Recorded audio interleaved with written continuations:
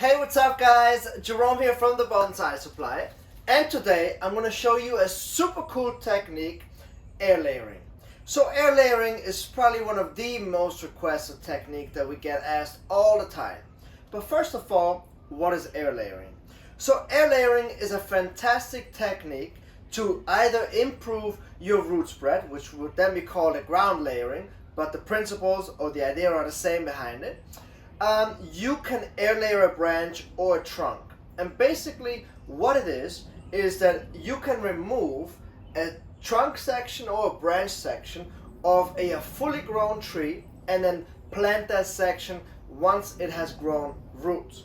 Might be a little bit of confusing the way that I explain it if you are not familiar with air layering, but technically or basically what it is that you can look at trees in the wild, and if you see a branch that has a lot of movement, you can take that branch, air layer it, apply that technique, and then remove that section once it has grown roots. Cut it off, plant it, and then you can turn it into a bonsai. Now this technique is used worldwide and is used all the time because it speeds up the process, right?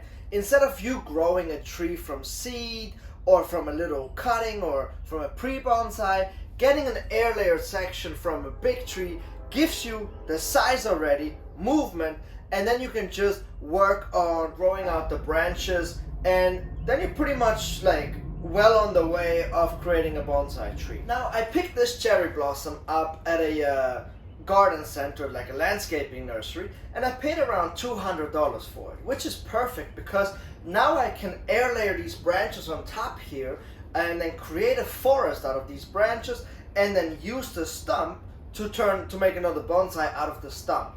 So I basically get two bonsai trees out of just $200. And now you can do this with really anything. So this technique, you can apply it really to anything that I'm aware of. There are some species like the Sojo Japanese maple that takes about 2 years plus for the air layer to take.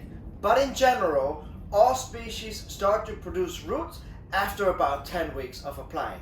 So now, what time of the year do you apply an air layer? This is really important. So the most successful time of the year is in the spring, when the first growth has fully pushed out, the leaves have opened up, and the growth is just about to harden. That's the perfect time to go ahead and apply an air layer. Because in order for roots to come out of the section that we remove, we need to have a lot of sap flow. And in the spring, there's so much sap flow going up and down the tree to produce all of these leaves and to produce roots. So therefore, it's a perfect time to go ahead and do these air layers. So here's a few things that we need. We need these pots, which you can find on our Amazon recommendation page. They come, there's 6 of these in this package here, and they come in 3 different sizes. So since I'm making a forest, obviously, I want to have different size trunks, so these pots are perfect for that. We're going to need some finely chopped sphagnum moss, which, you can also use sphagnum moss that's not as finely chopped. I just like to use this finely chopped one because it gives me, it produces really healthy and fine roots. Next off, we're going to need some disposable gloves because we're handling dirt, and every time we handle moss or dirt, I always recommend that you use disposable gloves. Now another tool that we need that's really important is a sharp knife. So you want to use something that has a very sharp edge that we can use to cut around the section that we're going to remove for the air layer. Now I also do not use any rooting hormone. You can use whatever you want. You can use liquid, or you can use a powder. You can even use raw honey. They all work well. I have done so many air layers throughout my bonsai career, and I have found that if I don't use anything, it works just as well as if I do use a rooting hormone. So therefore, I'm just not going to go ahead and use anything. Personal preference. So let's go ahead and take a look at this cherry blossom that I have here and start the air layering process.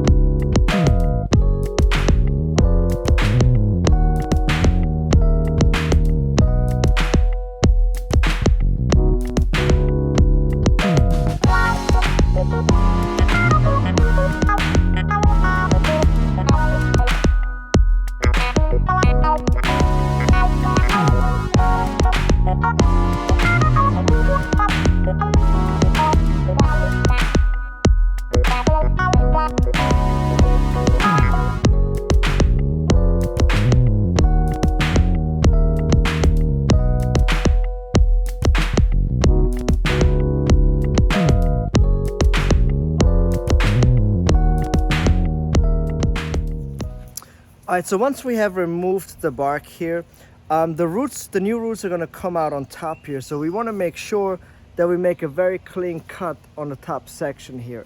And also the size of the air layer really depends on how big the branch is itself. So the thicker the branch, the larger this gap should be, because otherwise the tree will roll this over and fuse it back together.